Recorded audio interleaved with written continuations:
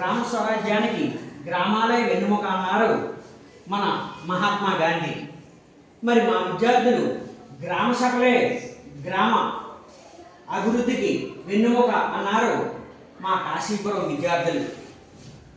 మన రాజ్యాంగంలో స్థానిక సంస్థలకు ఎనలేని ప్రాధాన్యతను మన రాజ్యాంగ నిర్మాత డాక్టర్ బాబాసాహెబ్ భీమ్రావ్ రామ్జీ అంబేద్కర్ అతని అడుగుజాడల్లోనే, అతను సూచించిన మార్గాల్లోనే మన స్థానిక సంస్థలు ఈ రోజుకి కూడా నడుచుకుంటూ స్థానిక సంస్థల తాలూకా ప్రాముఖ్యతని చాటి చెప్తూ గ్రామ సభలు నిర్వహించుకుంటున్నాం. మరి ఈ గ్రామ సభలు ఏ విధంగా జరుగుతాయో, గ్రామ సభల్లో సమస్యలు ఏ విధంగా పరిష్కరింపబడతాయో మా కాశీపురం విద్యార్థులు ఈ గరం గరం గ్రామ సభ ద్వారా, ఈ లఘునాటిక ద్వారా మీకు చక్కటి సూక్ష్మంగా స్థూలంగా ప్రదర్శిస్తారు. వారిని సదా ఆశీర్వదిస్తారని కోరుచున్నాను.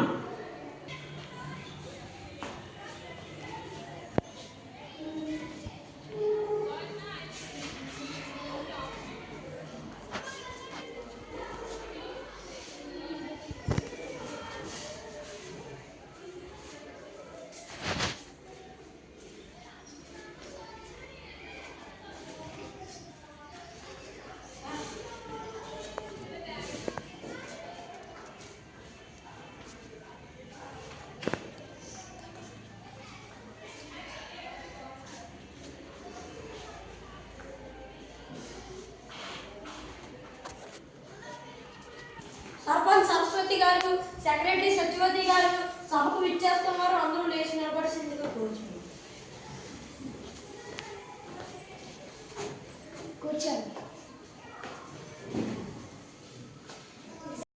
ఉప సర్పంచ్ ఉమాపతి గారికి, 2వ వార్డు రూపవతి గారికి, 4వ వార్డు నానాపతి గారికి, 3rd వార్డు తిరుపతి గారికి, 10వ వార్డు పరపతి గారికి, 6వ వార్డు అల్లోపతి గారికి, 8th వార్డు హోమియోపతి గారికి, 7th వార్డు కళావతి గారికి, 11th వార్డు లీలావతి గారికి నా నమస్కారం.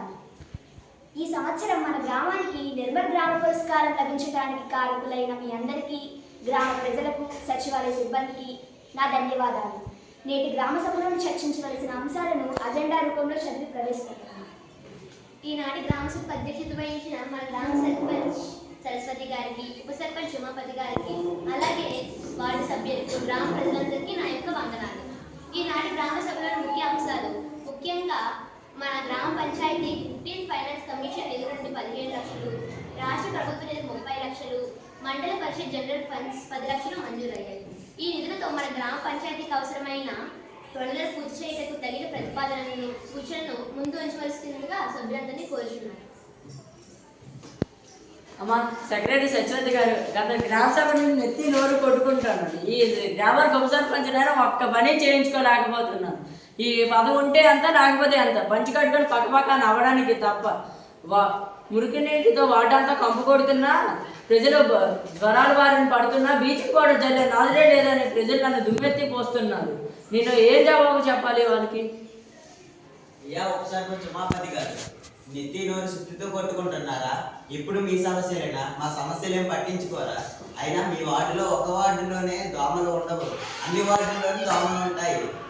అయినా పంచాయతీ వాళ్ళు ఏమీ అశ్రాద్ధం చేయట్లేదు, దోమలకే దిక్కులేదు. నువ్వు ఒక లెక్క, ఏదో మీ వార్డులో ఎక్కువ మంది వార్డు మెంబర్లు ఉండడం వల్ల నువ్వు పంచాయతీ ఉప సర్పంచ్ అయిపోయావు. లేకపోతే నీకు అతి లేదు, గతి లేదు. బాబు నారాపతి, నువ్వు ఎప్పుడూ సర్పంచ్ గారికి తాళాలు పట్టడు, నువ్వేదో ముందు ప్రెసిడెంట్ అయిపోదాం అనుకుంటు. నీకు అప్పుడేమో ఇక్కడ ఉండగా నీ చివరికి చెప్పే కదే. అయ్యా ఉమాపతి గారు, మీరు సర్పంచ్ పైన తిరుగుబాటు ఆపకపోతే చివరికి మీకు ఉప్పే గతి. అయ్యా ఉమాపతి గారు, గత సభలో తీర్మానించిన అంశాలలో వాటి ప్రాధాన్యతను బట్టి ఒక్కొక్క పని పూర్తి చేసుకొస్తున్నాం. ఉమాపతి గారు, గ్రామ పంచాయతీకి పారిశుద్ధ్యం కన్నా ఇంకా మంచి అంశం ఉంటుందా సెక్రటరీ సత్యవతి గారు? అయ్యా ఉమాపతి గారు, మీకు తెలియనిదేమీ కాదు. గ్రామ పంచాయతీ ప్రజలకు పారిశుద్ధ్యం, మంచినీటి సౌకర్యం, విద్య, వైద్యం ఇవన్నీ నిర్వర్తించాల్సిన విధులే కదా. కానీ గత సంవత్సరం తక్కువ నిధులు రావడం వల్ల అన్ని పనులు సకాలంలో పూర్తి చేయలేకపోయాం. ఉమాపతి గారు, సర్పంచ్ సత్యవతి గారు నా ప్రమేయం లేకుండా నాకు తెలియకుండా అప్పటికప్పుడు కొన్ని పనులు జరిగిపోతున్నాయి. నిర్వహణ లేని పనులు సైతంతో జరుగుతున్నాయి. ఏమి సరిపోతుంది ఈ అన్యాయం? అమ్మ పదవాడు గణపతి పరపతిని పోలేదు కానీ అన్ని గ్రామ సభలో ఆమోదించడమే జరుగుతుంది. పెద్ద కొంపలనుకున్నాను మాట్లాడుతున్నావే, కూర్చో కూర్చో. అమ్మ తోటోడు తెలిపితే నువ్వు అలాగే అంటావు. మా వార్డులో నన్ను ఆడిపోసుకుంటున్నారు. నాకేం చేత కాదంటున్నారు. పుల్లాడి మగలకు అమ్మ 10వ వార్డు పరపతి 15th ఫైనాన్స్ కమిషన్ నిధులు వెనక్కి వెళ్ళిపోతాయనే ఉద్దేశంతో కొన్ని పనులు తొందరగా చేయడం నిజమే, కానీ మిమ్మల్ని తక్కువ చేసే ఉద్దేశం ఎంత మాత్రమూ లేదు పరపతి గారు. అమ్మ సర్పంచ్ గారు, ఇంతకు ముందు మా వీధిలో ట్యూబ్ లైట్ తలుపు వెలుగు అనేది ఎల్ఈడి బల్బులు మెలమెలా మెరిసేవి. ఇప్పుడు ఆ తలుపు లేదు, వెలుగు లేదు. అసలు ఎల్ఈడి బల్బులో ఉడికే లేదు. మా వీధిలో ఒక బల్బు వేయించకపోతే ఈ 6వ వార్డు అల్లోపతికి నెంబర్ 10 ఎందుకు? ఉన్నా ఒకటే లేకపోయినా ఒకటే, చీర కట్టుకొని చకచకా నడవడానికి తప్ప. అమ్మ అల్లోపతి, ఆ పాపు నీ వాటిలో ఒక్కదానికే వీళ్ళే జరగకపోవడం లేదు. అన్ని వాటిలలోనూ అలాగే ఉన్నాయి. పెద్ద లేచిపోయి రంకిలేస్తున్నా. అమ్మ 8వ వార్డు హోమియోపతి, ఆ పాపు నువ్వు శ్రీనగరికి చెప్పొద్దు. మేము అపోజిషన్ పార్టీ వాళ్ళమని మా వీధిలో వీధి లైట్లు వేయించలేదు. నీకేం, నువ్వు అడగగానే మీ వీధిలో వీధి లైట్లు వేసేస్తాను. మా సెక్రటరీ సత్యవతి గారు, ఆ 6వ వార్డులో వీధి లైట్లు వెలగలేదట. ఆ 6వ వార్డు అల్లోపతి అలోపలో అంటుంది. ఆ లైట్ల సంగతితో చూడండి, ఆ లైట్ వెలగకపోతే నాతో పోట్లాడేటట్టుంది. అమ్మ సర్పంచ్ గారు, మనం బుక్ చేసిన లైట్లు ఈరోజు రాత్రికి మన ఆఫీస్కి వస్తాయి. రేపు ఉదయాన్నే లైన్ మ్యాన్ పిలిచి లైట్లు వేస్తాం. సెక్రటరీ గారు, మా 11వ వార్డులో మంచినీటి కొలాయి లేకపోవడం వల్ల చాలా దూరం నడవలసి వస్తుంది. నానా అవస్థలు పడవలసి వస్తుంది. నేను ఎక్స్ పార్టీకి చెందుతున్నాను కదా, ఎందుకు మా 11వ వార్డులో మంచినీటి కొలాయి బిగించరు?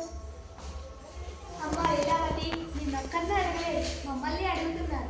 మేము మీలాగే చాలా దూరం నడిచి నీళ్లు తెచ్చుకుంటున్నాము.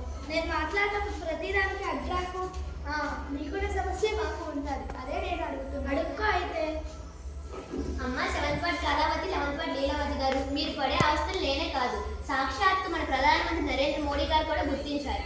అందుకే మన గ్రామ పంచాయతీకి జల్ జీవన్ మిషన్ కింద సురక్షిత నీరు అందించడానికి ఒక మంచినీటి ట్యాంకు, అలాగే ఇంటికి ఒక కొలాయి మంజూరు చేశారు. ఇకపై నెక్స్ట్ పార్టీ వాళ్ళ అధికార పార్టీ వల్ల తేడా ఉండదు. వచ్చే 2 నెలల్లో అందరికీ మంచినీటి కొలాయి బిగిస్తాం.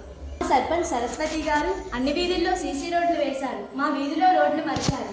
సీసీ రోడ్లు వేసిన వార్డులో ప్రజలంతా తలెత్తుకొని తిరుగుతున్నారు. మా వార్డులో సీసీ రోడ్డు లేక తలెత్తుకొని తిరగవలసి వస్తుంది. మా వీధిలో మరి ఎప్పుడు సీసీ రోడ్లు వేస్తారు?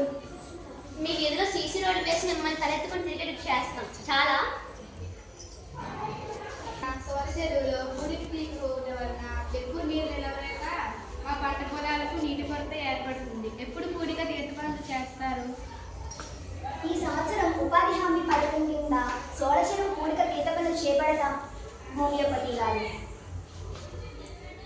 ఈ సంవత్సరం మన గ్రామానికి వచ్చిన నిధులతో మంచినీటి కొలాయిలు, మురుగునీటి కాలువలు, మసాని వాటికకు, అలాగే విద్యుత్ సౌకర్యానికి, వీధి రోడ్లకు నిర్మించుకుంటూ మీ అందరికీ ఆమోదయోగ్యమైతే ఈ సంవత్సరంలో నిర్మించుకొని మరోసారి నిర్మల్ గ్రామ్ పురస్కారాన్ని పొందుటకు అర్హత సాధించుకుందామని తెలుపుకుంటూ ఇంతటితో